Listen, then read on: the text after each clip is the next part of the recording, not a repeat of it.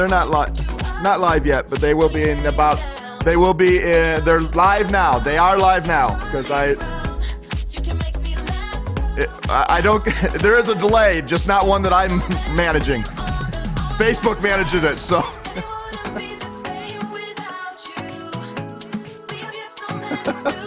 All right, 10 seconds.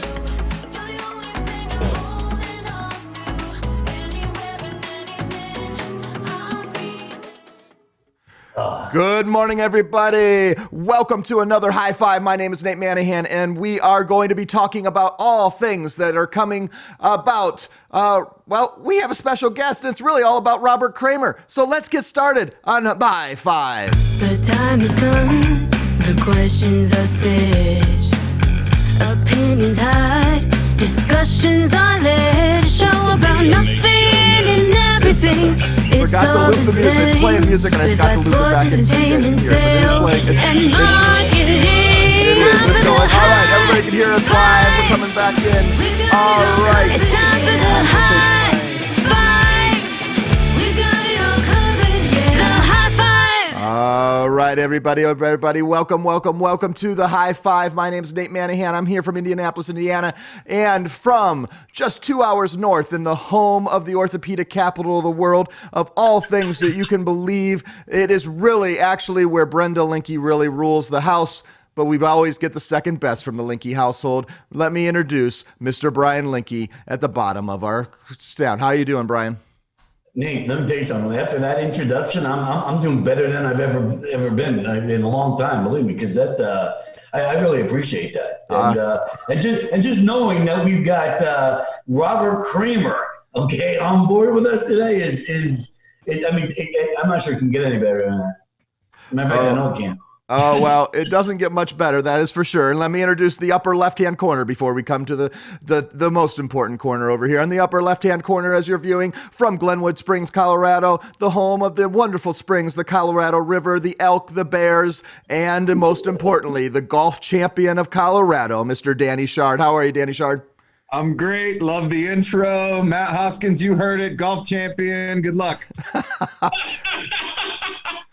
All right, and from Indianapolis, Indiana, the last man standing in the Indianapolis office, sitting in his beautiful corner outlooking a vacant mall with no one shopping at it. He is the one who has fed Bobby Knight, the one who has fed us all and made us all happy. He runs restaurants, he ran POS systems, but ultimately he runs Brian Linky. It's Mr. Robert Kramer.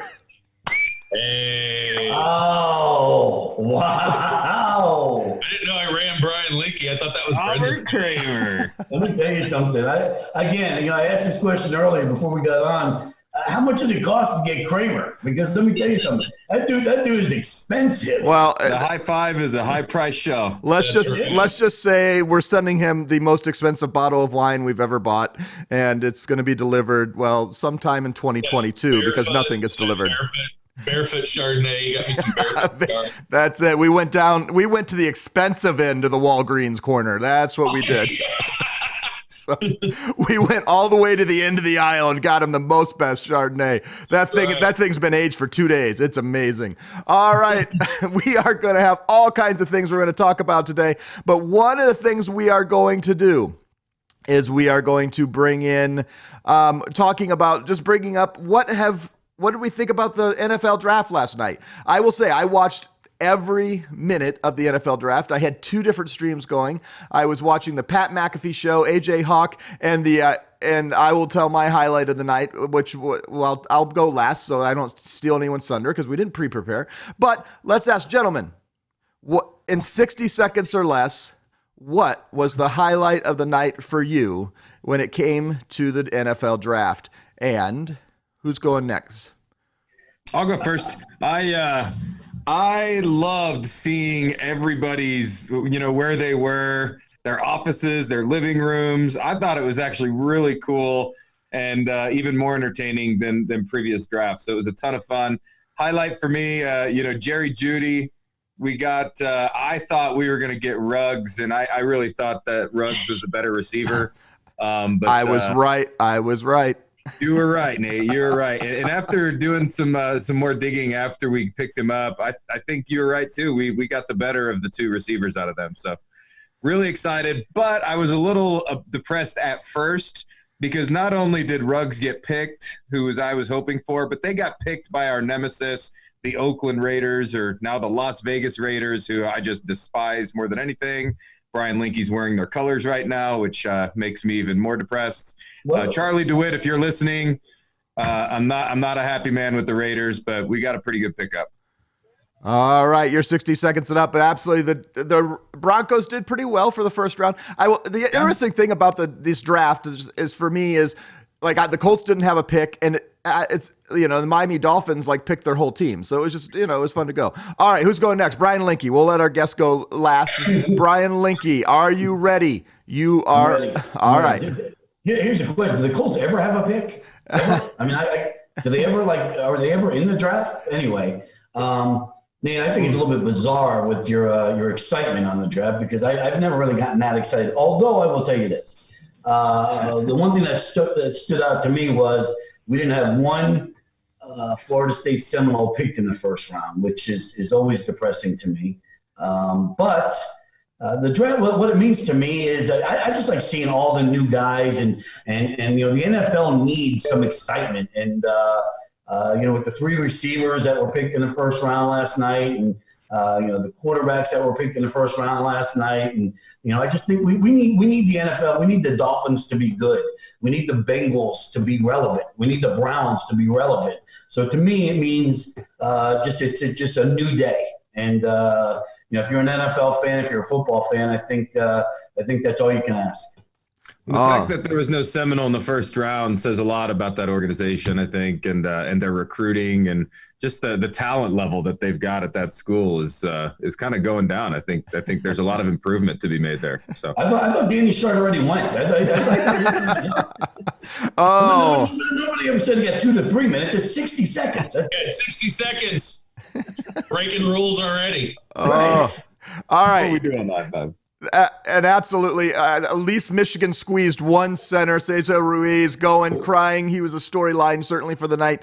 But are you ready, Mr. Robert Kramer? I want to know. I didn't even know. Did you even watch it? It was the only sports thing on. And one of the funniest things all night was for sure Adam Schefter getting bombed. He came out and said how wonderful it is to have something that's live sports, the first live sports in the last X weeks. And I forget what number he used. And he got crushed on Twitter by a bunch of people saying the WNBA had their draft last week. Don't you remember that? Is the WNBA still a thing? I barely. Yes, absolutely. I mean, I have to admit, I haven't watched football ever since Peyton Manning retired from the Indianapolis Colts and went off to do whatever he was doing. I don't know what he did after he left the Indianapolis Colts because it doesn't matter. So I really haven't paid much attention to the NFL. And literally, I was flipping around the TV and I turned on and I see the draft coming on and I saw some booing from fans that were booing the commissioner, and that was about the extent I saw of it.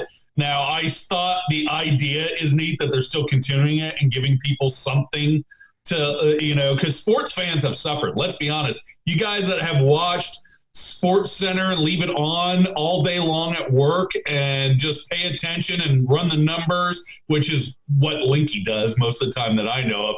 He knows every single stat. You're suffering because there's nothing on. The other day I turned on and there was International Handball Championship was going on, and I'm sure Linky watched every minute of the International Handball Championship. I did not. Don't lie. I'm kind of down on the whole sports thing, like watching. I don't know. People are like, well, hey, did you watch the 2012 National Championship? No, I didn't. Okay, so if you can get a mobile camera and drag it around Linky's basement, and then think about what he just said about how he's not into watching sports and not exactly. That's a lie. Now I meant now, Bob. Oh man! So I will say, my highlight of the night was that the Green Bay Packers. Did you see this? Picked from Utah State, Jordan Love. And I actually bookended my draft, like the beginning part of the draft. I was watching the Pat McAfee show with AJ Hawk, and who was their guest that they brought on from Santa Barbara. It was Aaron Rodgers. And the poor guy, my word.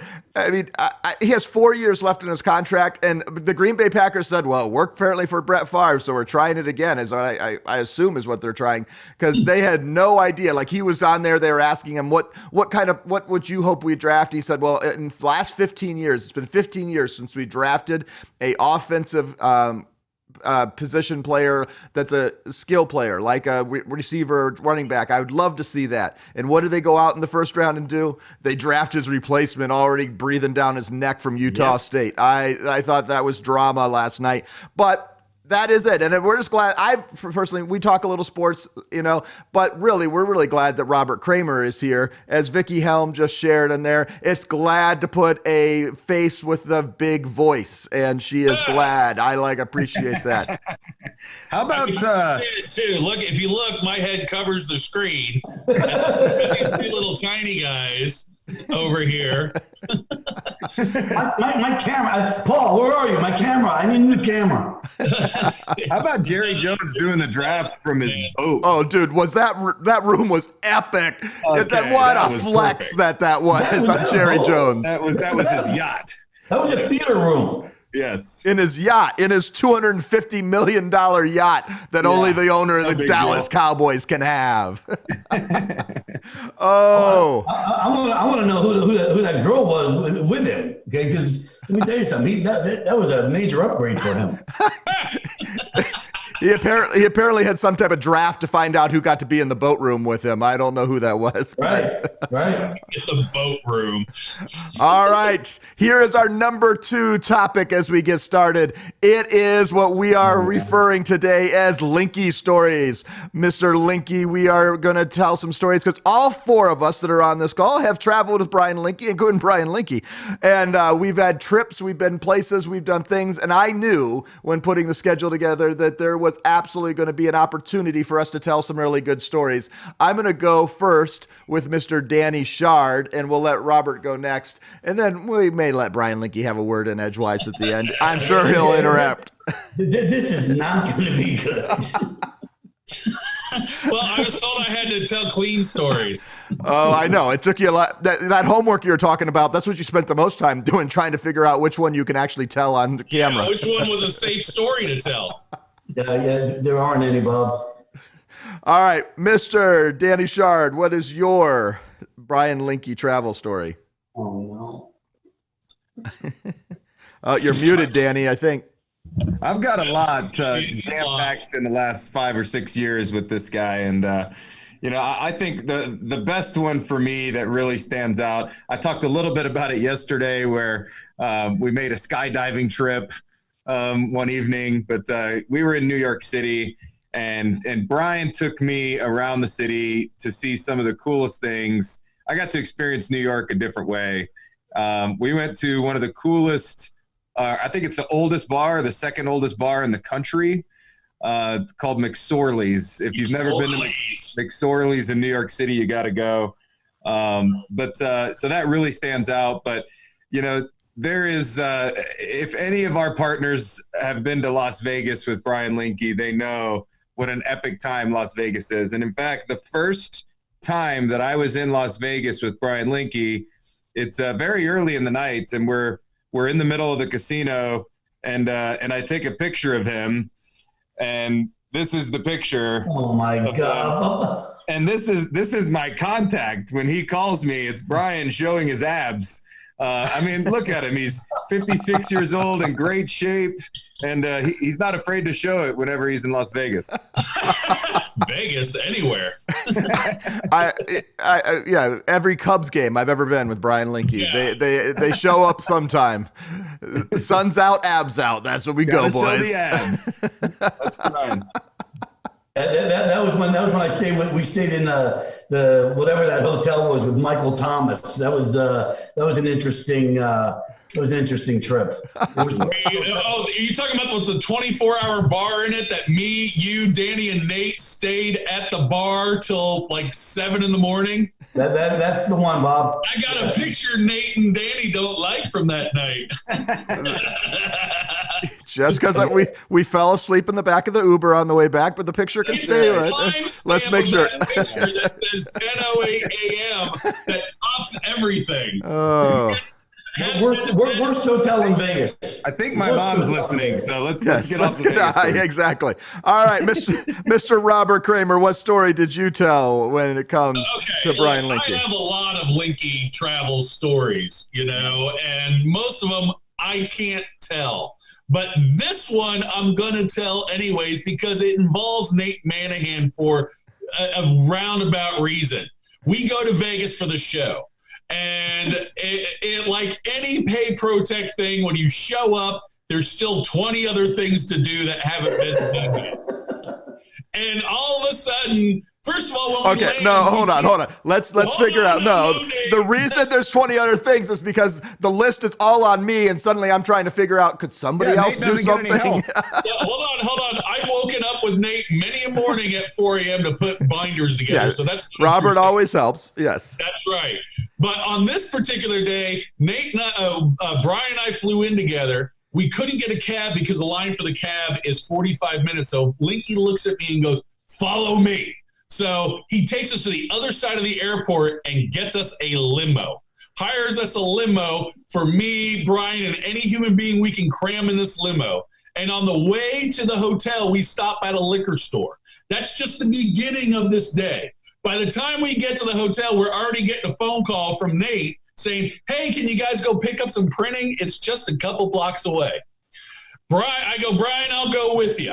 We pile in this cab for a 45-minute cab drive out to the desert like Moses with the Jews. I thought they were going to kill me. I thought they were. Oh my God! I honestly did too. I thought we were not coming back. And we go out, pick up the printing, but on the way to the printing place, we pass by this bar, and Brian all of a sudden just goes ballistic. "Oh my God! There it is. I've been looking for it. I can't find it. There it is. It's a place called Frank's Tiki Room." Now, everybody here on this call has been to Frank's Tiki Room, but this was the first time Brian and I went to Frank's Tiki Room. Now, we got to the printing place, and we had upset the driver so much that he abandoned us at the printing place because it was a 45-minute drive during this peak time. He complained the whole time how we were wasting his money, so he abandoned us. So Brian and I talked the manager, who's like 23 of this printing place, into taking us back to the hotel. And then Brian proceeds, "Can we make a stop on the way? Just a quick stop." Brian has him take us to Frank's Tiki Room, where we proceed to sit for 4.5 hours, having 4 Mai Tais apiece. And then the party doesn't start there. We still got to get back for the opening night, Matt Hoskins' speech. We're carrying around boxes of printing stuff. And then the manager goes, "Hey, you guys want to stop for one more drink? I know a place." So when you hear "I know a place" from a local, you go. So it's me, Brian, the 24-year-old, which I don't remember his name, and Nate's, 10 pounds of printing. And we go to a liquor store bar behind the Strip on Las Vegas. And the epitome of this is the fact that it's a liquor store and a bar. And Brian goes in, he goes, "What the hell is this? What the hell is this? Wait, I thought we were going, we gotta go. This place is terrible. And then we go up to the bar and get 2 shots and a beer, and it costs all of $4. And Brian goes, "Oh, this is great. This is fantastic." I can't tell you what happened after that point. Neither can I.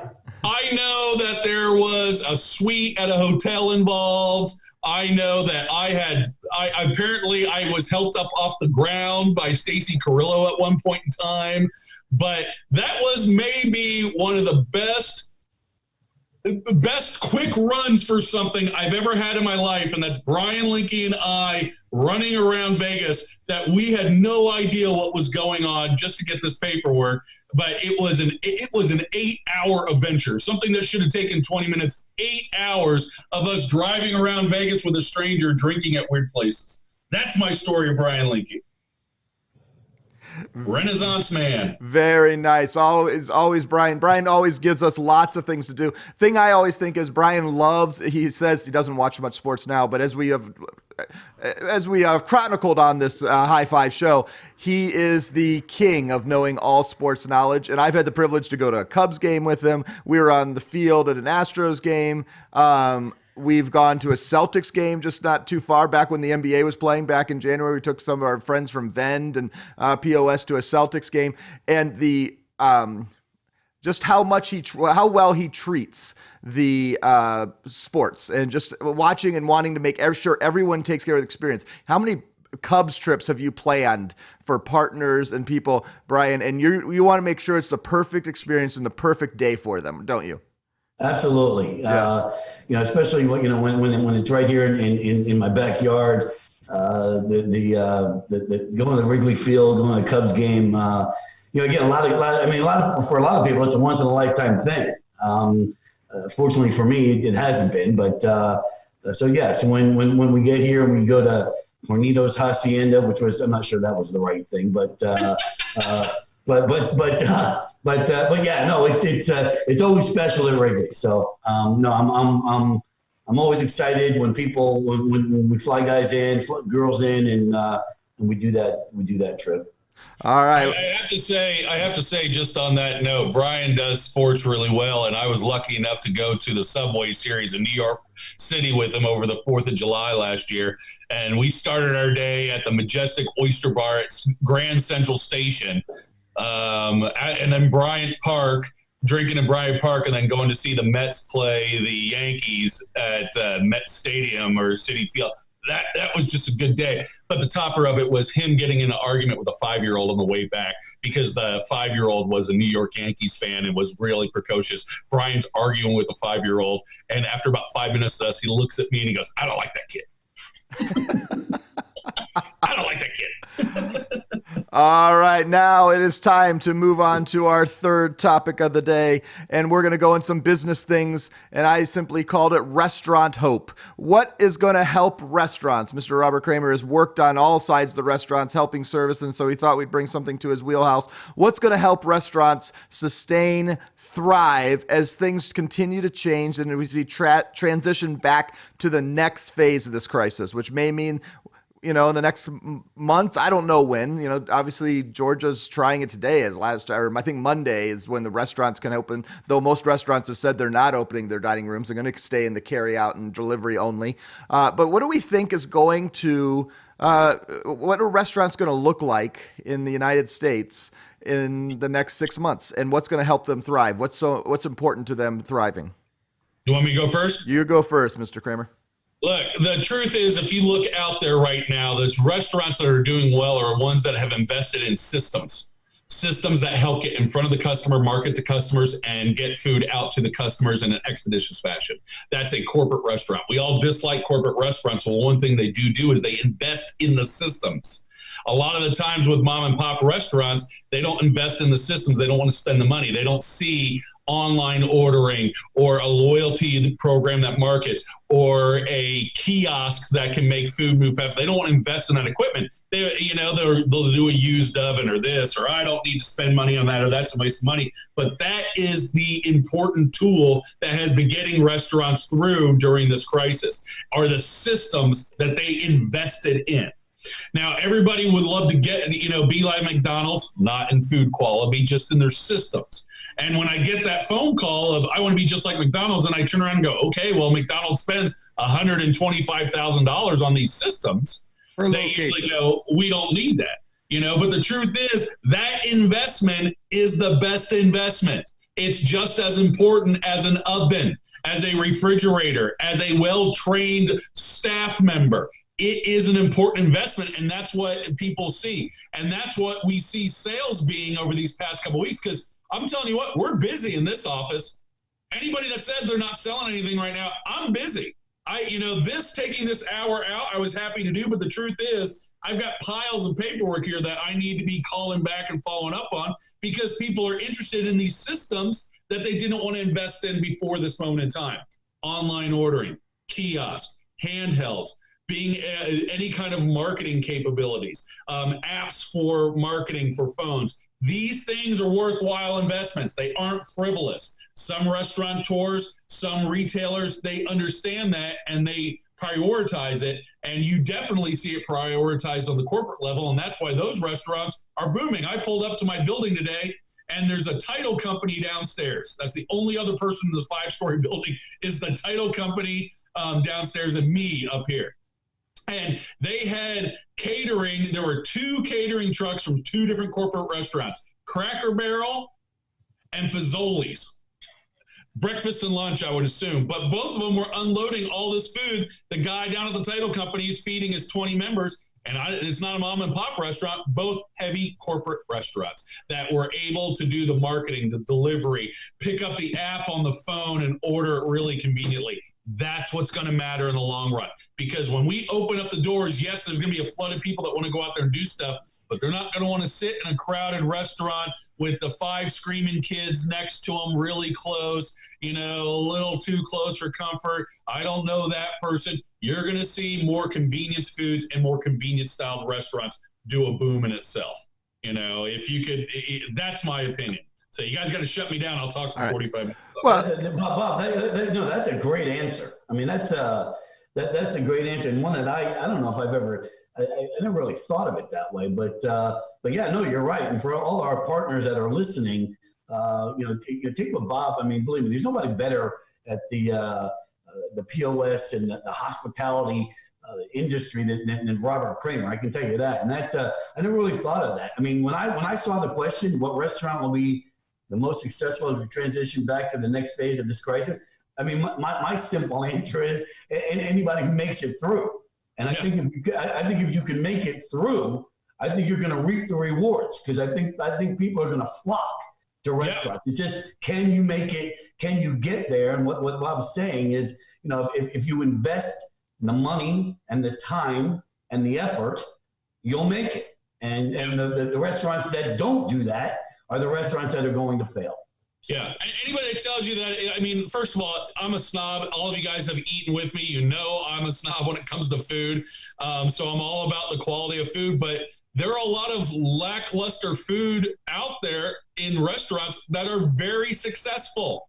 And if they're very successful and their product is just mediocre, what are they doing? They're advertising. They have apps. They have a website. They are convenient to get to. They are convenient to order. It's consistent. It's the same thing. So if you think about it, because I'm sorry, but Fazoli's, the Fazoli's here, there's a truck. It wasn't, Mom and Pop's Italian. It was Fazoli's. Everybody here knows, I'm sorry if you like Fazoli's, but it's mediocre food, But it was convenient. It was easy. It was easy to get out there. That's what's going to survive. It's funny, when I saw that question, I chose an actual specific restaurant that I thought was going to survive. That's good. I agree with everything that Robert's saying. Obviously, he knows all about this stuff. And I think, it's restaurants that are, and really retail merchants, but businesses that are going to do 2 things. They're going to invest in these systems to help them be more efficient with their processes, and also take time to implement processes to make their customers and their employees feel safe coming into their business. I think that's a huge thing as we get on the other side of this. As these restaurants and these retail merchants make it through, it's about customer safety and making them feel comfortable coming into their establishment and making the staff feel comfortable coming in and working. And so we're working on some stuff like that with our next package that we're going to be rolling out to help partners educate merchants on taking the next steps. And I think that's going to be key to helping them do it. I think, for me, you've got to realize that people are going to continue to do takeout, going to continue to do delivery, and you've got to figure out the best way to do those systems. Do you use the Uber Eats? Do you use the DoorDash? How do you transition to your own online ordering so you're not giving up 30%? How many more orders will you have? You've actually got to look and take a step back and look at your whole strategy as a whole, instead of just realizing that people are just going to show up, because so many restaurateurs and restaurant operators are simply just operating because people show up and order. And this crisis has caused them to actually think think through the systems and processes, as Danny and Robert said, that actually make them money, and then starting to actually optimize. Because we know, I mean, Robert, you've been in the restaurant business for a long time. The margins are not huge. And so every few dollars you can do, you can save a lot of money, can't you? Look, investing in now, it used to be we invested in staff and food and liquor. All right. You still got to buy the food and you still have to have some staff, but you don't need as much. Maybe instead of investing in all this floor staff, because we're not going to be as busy in the restaurant, we take some of that money we're investing in the floor staff and we invest it into these systems. You know, whether it is an app, whether it is an integration to third-party delivery, whether it is in-house delivery, and I'm maximizing what I can do in-house. You know, if I'm spending money on a third-party app and giving them percentage of a delivery, does it make more sense to hire a guy at $7 an hour and tips and have him drive my food around? Well, I can buy a system and do that. And that may be a better investment for staff than 5 waitresses on the floor that I'm not going to need because my restaurant's not going to be as crowded. Plus, most restaurants that I've been talking to are reducing the number of seats in the restaurant to spread the tables further apart so people feel comfortable coming in. You know, we have to be able to get your name out there. You have to be able to show somebody you exist. And just like you said, Nate, that was dead on. A lot of restaurateurs, especially mom and pop, they put up a sign, they make good food, they think people are going to come in, and maybe they advertise with the local newspaper. That's it. You know, those days are moving away in a lot of cities that have a lot of options. If I'm in a small town and there's only 5 restaurants, obviously those are my 5 choices. But if I'm in Indianapolis and I'm a mom and pop restaurant crammed between 20 corporate places that are doing advertising anywhere, word of mouth may not do it anymore. What do you guys think? What are some things that restaurants that are doing that are creative right now that they should continue doing? And what has this crisis caused them to do? What are some things you're seeing in maybe the restaurants in your area or the restaurants you've seen across the nation? What are some things that are just impressive and we should keep doing? Well, I can just speak locally. There's a Facebook page called To Go Kosciuszko, and it's for restaurants, and they put their special of the day or whatever. But I think a lot of these restaurants are making it here because they put these family style dinners together. You know, for $40 you get you know, it's listed on To Go Kosciuszko, and all you need to do is go to that Facebook page. And you know, it's not a website that you have to go spend money on. To Go Kosciuszko, you click on the restaurant that you're looking at, you see what their special is, and I believe a lot of them still have, you can order off the menu. Some of them I think don't do that, but a lot of them do. And I just think it just makes it easier, and it just shows me that they're trying to be a little bit more innovative. Yeah, I'm going to bring up a local restaurant as well because that's what our experiences are right now. But there's a local place which happens to be Ben Linky's favorite restaurant in Indianapolis is Leader House.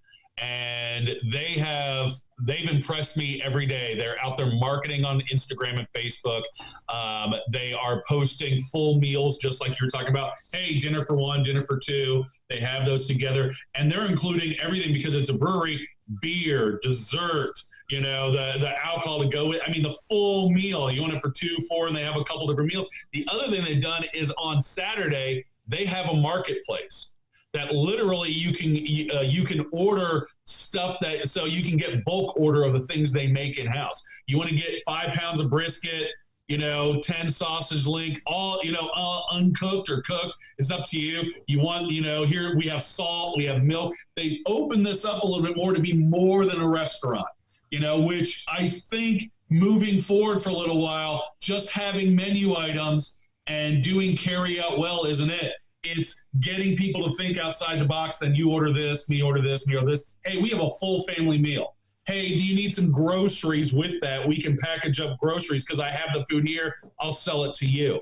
That is something that's kept that business alive, and the marketing to go with it. You know, always out there pushing what they're doing. And I would say one of the things that I've noticed is that that's just part of what's called the Psalms family restaurants, and they have a series of restaurants with big look. And I've ordered from them a couple times. Now, what's interesting is they've not instituted. They do so many great things, but they don't have online ordering, which is actually less than the amount of time that I order because I like to order online. It's fast, it's quick. I don't mind going and picking it up or having delivery, but I don't like sitting on the phone. And I tried calling into them one time and I got too busy signals and I didn't order. Yet they're doing all these amazing things. And that's where I was, you've got to think through all your systems right now. And there's no margin for error that you're giving up these orders. And it's a way to do it. You can do online ordering for an inexpensive now, can't you? I mean, compared to what things were, 5 years ago, even, and 10 years ago for sure, things are really cheap now, Robert, aren't they? I mean, one of the companies we work with, one of the POS vendors, their online ordering system is $50. It's $450 set up the website and all this other stuff, which they're waiving right now, but it's $50 a month. Some online ordering companies that you set up with to have internal online ordering in your business, you're paying a percentage for everything that goes out, or you're paying a higher fee, like $150 to $200 a month. With a lot of POS right now, is they're bringing that online ordering in house, so it's just inherently part of your POS system, and you pay an extra fee for it. $50 a month. Matter of fact, I know 3 of them that are under $100 a month and part of the POS system, and that's a worthwhile financial investment. If SOMs would invest in an online ordering system that integrates to their POS, which is entirely possible with what the equipment they have over there, it would make a huge difference in what they're doing. So it's just an example of those options are out there, and it is what we should be selling right now. We should be selling that. If you don't have online ordering, you're not making it another 5 years. That's a truth anymore in America. It's no longer an added piece that you can have. It is now a necessity. And those who don't have it are losing deals and will eventually lose and lose and lose so much that they go out of business. They're going to come late to the game when they finally figured out that was I need, and now they're 2 years down the road. And we got online ordering. You're already late to the game. Yep. So. And how many deals and meals did you not serve because you didn't have that? And so. That's right.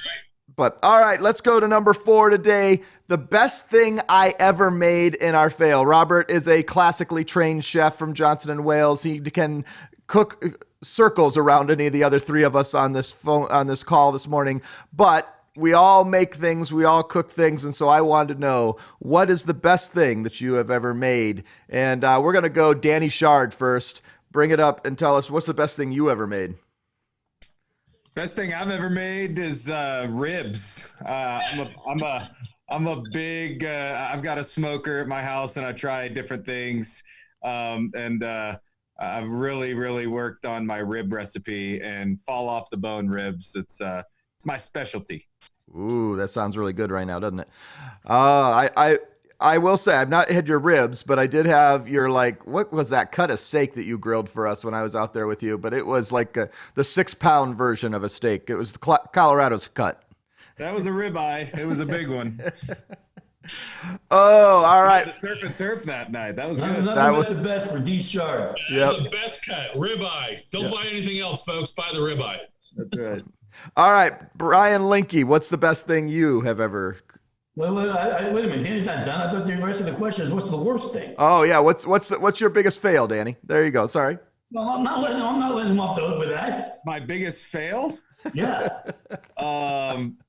Probably ribs. There's and actually I'm starting to do this master class. I don't know if you guys have seen it, but or seen what these are about. But I'm doing a master class with this guy named Aaron Franklin.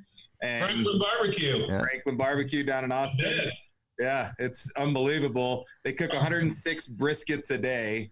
So I'm learning the art of building fires and wrapping it differently and approaching barbecue a whole different way. And he says, you only learn how to make good barbecue by making bad barbecue. Yeah, that's true. I would definitely say my best is ribs and my worst is ribs because I've butchered them. All right, now you, Brian Linky. Brian Linky, what is the best thing you've ever cooked? Well, I'm not sure this is the best thing, but it's a recipe that I saw on the Food Network. I bet you it was 20 years ago. And what it is, it's pasta, and they take you cook up some bacon, you cut the bacon up, you put a bag of frozen peas in the colander. Okay, you cut up vegetables, so like asparagus, you cut in half, carrots, zucchini, squash. cut in half. You kind of saute that, and once the pasta is done, you pour the boiling water onto the peas. It cooks the peas right there in the colander. You add the vegetables into that, and again, this is just this is like a 10-minute meal. And again, I don't know if it's the best thing, but then you take that out, you put the bacon bits or whatever that you cut up on top of the pasta, and you take wishbone robusto dressing. Robusto, and again, it's not the best thing, but 10 minutes, 15 minutes, and you put that on top with a little Parmesan cheese, it'll change your life. I've actually eaten at Brian's house and had that. It's good. It's good. Yeah, it's a good thing. All right, I'm going to go next. I'm going to let Robert go last because, well, we all do, I have no idea what he's going to say, but it's going to put us to shame is my guess. So for me, I have been I went to a place called Empire State South there in Atlanta, and I got served, I don't remember what they caught, but they made a rice that they first boiled, then they pan fried and seared, so it got a little bit crispy, and then threw in some fresh vegetables, some cilantro, some seasonings, and then they took a soft fried egg and just broke it as it oozed through. And I have been just loving that. I've been doing it my own, trying some things. So I cook up some brown rice. I've done it with some quinoa, and I get that little crisp on there. And then you cook a perfect egg and put it over the top, and then break that yolk and let it soak through. And it's like one of the things, Brian, it's not complicated, but it's a lot of fun and it's really good. So that's my best thing that I'm cooking and have done. All right, Mr. Robert Kramer, what do you guys want from me? I mean, look, I paid a lot of money to know how to cook.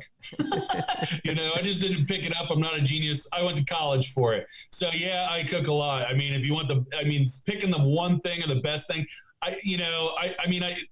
3 weeks ago, I made a brisket, we used a green egg smoker, made a brisket, but it wasn't the brisket. I took the burnt ends and made fried rice out of it. I took the 3-day-old brisket after we were done eating off it, and I made chipped beef on toast with fresh things. So, there are things out there that I make, on a regular basis. For me, what I remember are the great cooking moments.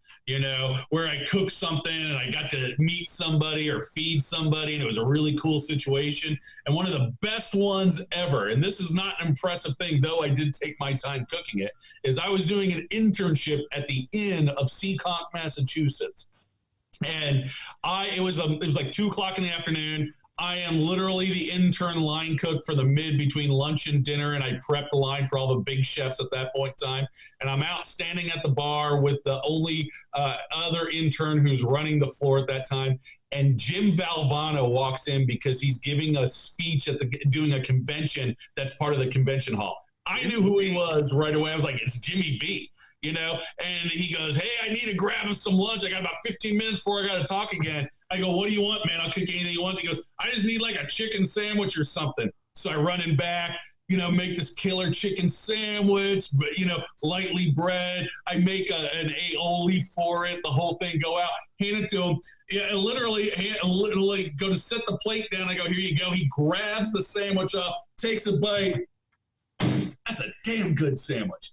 And it was a highlight of a kid that's 21 years old, learning to cook. I know who Jimmy B was. That was a big deal just to see him, let alone get to cook him. And he smacks the table and tells me how good it is. So for me, that was the best thing I ever cooked. That's awesome. What about the etouffee you made me? Oh, yeah. Well, by the way, I made I brought you guys. Yeah, I bought Brian etouffee. I make etouffee a lot. I made etouffee this past Sunday, and I made a scallop shrimp etouffee with a little bit of crab in there, too, just because I had it lying around. Been eating on that all week. Jeez, I'm hungry right now. It's never a good thing. All right. Billy West points out, Brian Linky, that you and I, neither of us did our biggest fails. So, Brian Linky, I'll start. I'll let you go next. I am the notorious for starting and then forgetting that something's in the oven and burning it to shreds. And I do that because I get distracted. I get doing it's everything in life. I have to staying focused for something and waiting for something to be done in 35 minutes. Even if I put an alarm, it's still, I like, 35. And then especially when you go back and it's not quite ready. And then I do that every time. And my kids are like, they're now like coming back and saying, "Hey, Dad, those cookies, they should be coming out, right?" Because they know how many times I pulled them out and they're burnt to a crisp and they're unedible. And I do that to bacon and all kinds of stuff. So I'm always burning stuff, probably over half the stuff I cook, which is dangerous. It's why I order from restaurants a lot. Brian Linky, your fail. Okay, first of all, is Billy West really listening? I had no idea. Okay, of course he's listening, and of course he points out the fact that I didn't say what my fail was. I knew that, but I would have to say my biggest fail was we had 3 couples over outside at the pool, and I was going to do orange soda chicken. So people are familiar with beer can chicken. And but it's orange soda, and you put on a Fanta orange can, and you put it on the cedar plank so it doesn't topple over, and you put it on the grill, and it cooks long. And I'm not sure what happened, but I had 4 chickens on there, and this thing was going to be amazing, right? It was just going to be amazing, and every time I opened up the thing, and I mean it was just impressive, right? These people were like, wow, look at this, and close the thing back up, and I don't know what happened in that 20 minutes, but then the next time I opened it, blackness. Yeah. Black. Okay, blackness. I know. So I ended up going down to Peking and buying about $200 worth of Chinese food, and we ended up doing that instead. So, Bill, that was my biggest fail. All right, and Robert, all the times you cook, even as a classically trained chef, I'm sure there's a failure. Is there one that stands out for you? Yeah, I was catering a wedding, and they were having filet as one of the choices. And we, living in Indiana, everybody wants a well filet with ketchup. So we take, I'm not kidding. So we had 50 fillets. Or like, some ungodly amount of fillets, and we took like 75% of them and hit them a little bit and let them sit. So they're about rare, mid-rare, going out. Every fillet ordered came in medium to medium rare.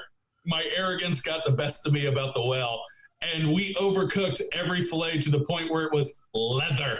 And no. Enjoy. There's nothing we can do at that point in time.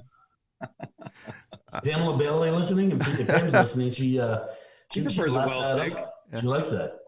Well, I don't fathom that at all. A well ribeye makes sense. And as Billy West says right now, Brian Linky, he's always listening.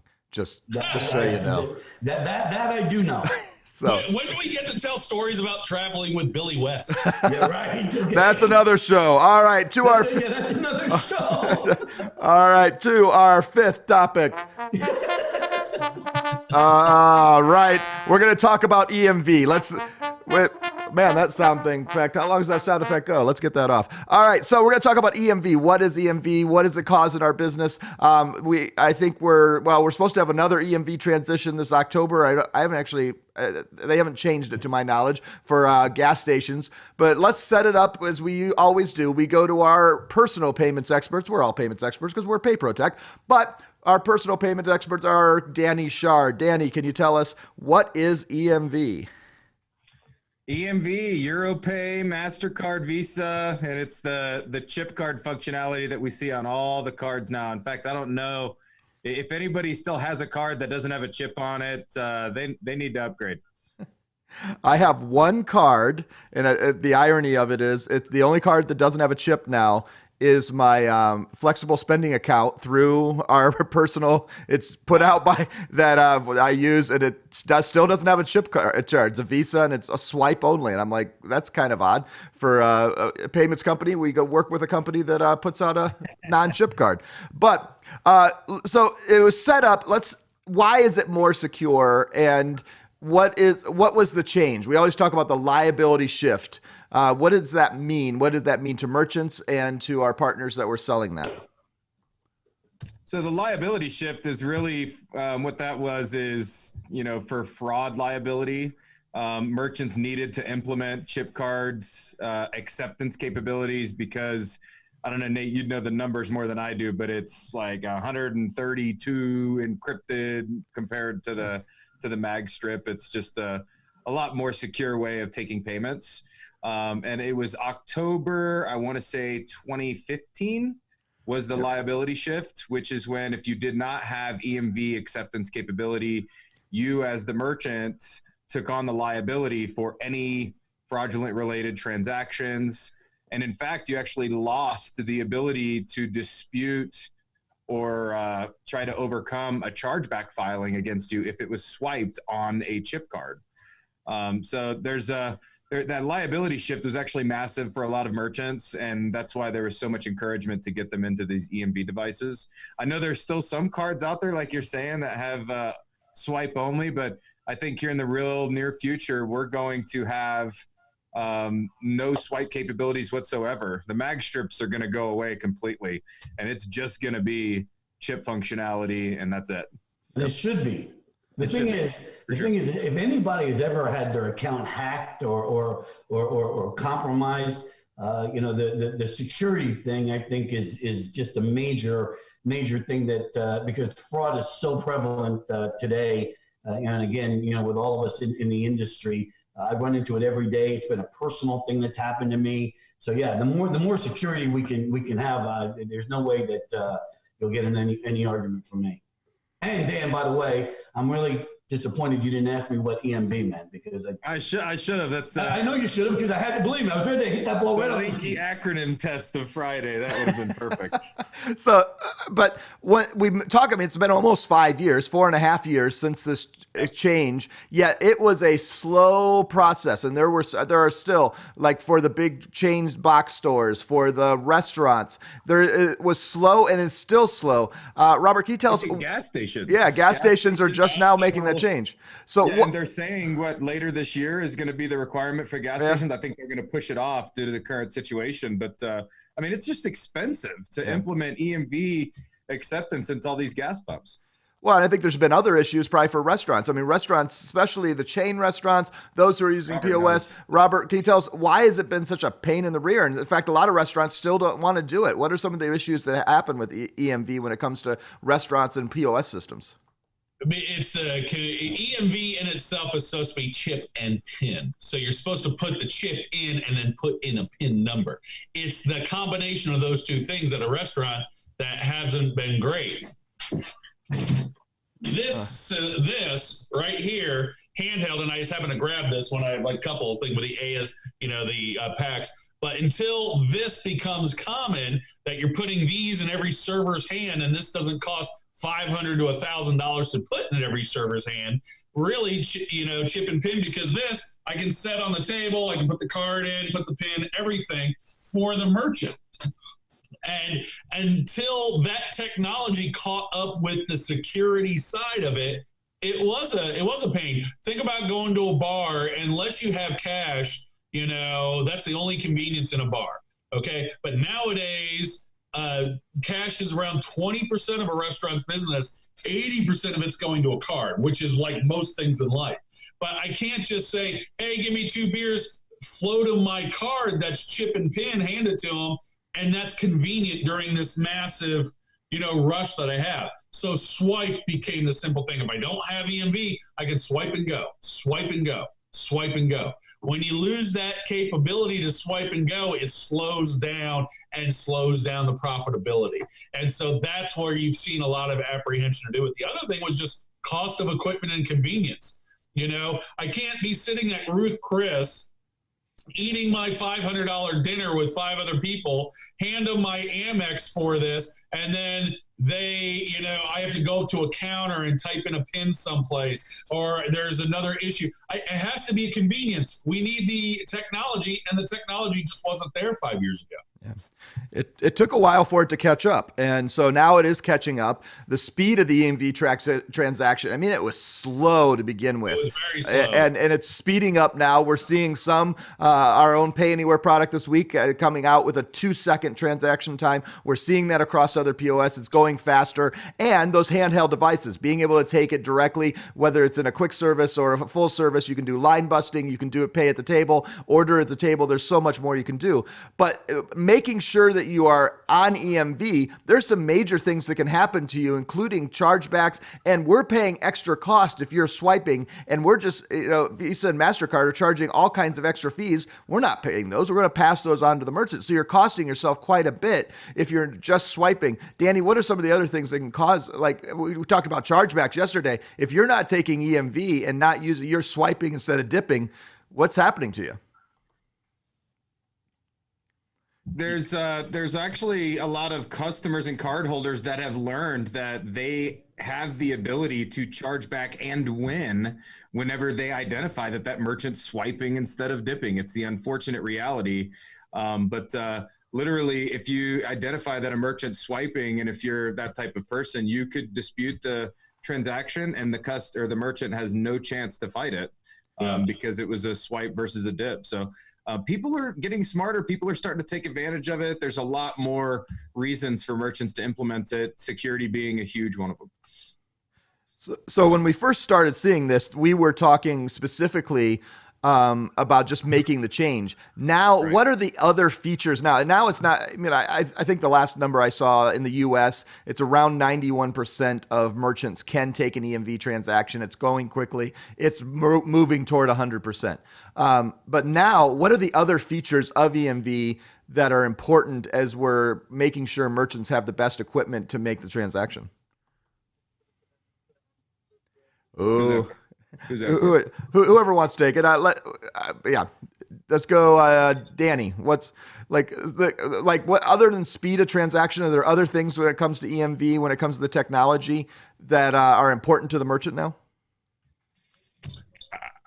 I mean, are you talking about bar tabs, Nate? Yeah, I was going to go with bar tabs too. Yeah, but obviously, this was not the greatest question. I stumped everyone, and I wish I had the crickets. So, capability technology, bar tabs are the next thing in restaurants. And that was one of the big hindrances to EMV is you could swipe, hold on to a merchant's information, hand them the card back. That way, if they stumble out of the bar, you can still charge the card. When EMV came across, you couldn't hold open that file to do that like you could with other ones, which should tell you everything about the security on old swipe cards, that I can just keep your card open indefinitely forever and ever, and that's not secure at all. Well, they figured out... Bob, let me cut you off for 1 second. So what you're saying is, so if you do go to a bar and they do take your card, well, I mean, what should you do then? Well, first of all, ideally the old-fashioned way where they would just hold your card behind the bar, and then so you swipe it, they pick your card back up, they have a little file system. That's the safest way. Swiping bar tabs where they actually hold the card information, even if it's an EMV card, it doesn't go anywhere. But if an old-fashioned non-chip card, if I swiped it, it actually held that account open, and that's where a lot of the security came in. Nowadays, you're seeing with EMV, they're manipulating the systems that you're running the chip in, so the transaction's actually not ran yet. That file, instead of going out and running that transaction and coming back, it's being held at the point where tip adjustment is. And that way you can keep adding and adding and adding and adding, just like you would adjust a tip to that transaction. So they're cheating the system a little bit in a safe way because you're holding it open, you have a window that you can add a tip, but instead they're adjusting the whole transaction at that moment. So, you're seeing more POS systems getting the capability to do tabs with chip cards like they used to do with swipe cards or MSRs. And if that becomes more common, you're going to see the walls come down in restaurants against EMV. So at the end of the day, you have to be on EMV. That's it's going to be the rule of the land, and it is more secure. You're not holding. I mean, the reason most of the breaches were happening 5-7 years ago is because the card data was actually on the terminal. It was easy to get to for hackers. Now there's that transaction actually has no value because every transaction is a different encrypted code, and it has encryption readers on both sides in order to do it. So it's chained, peer to peer all the way through, and so the hackers have nothing that they can get, so there's no card data for them to actually see and hack, so they have to go other places other than the point of sale. So that's why it's so important.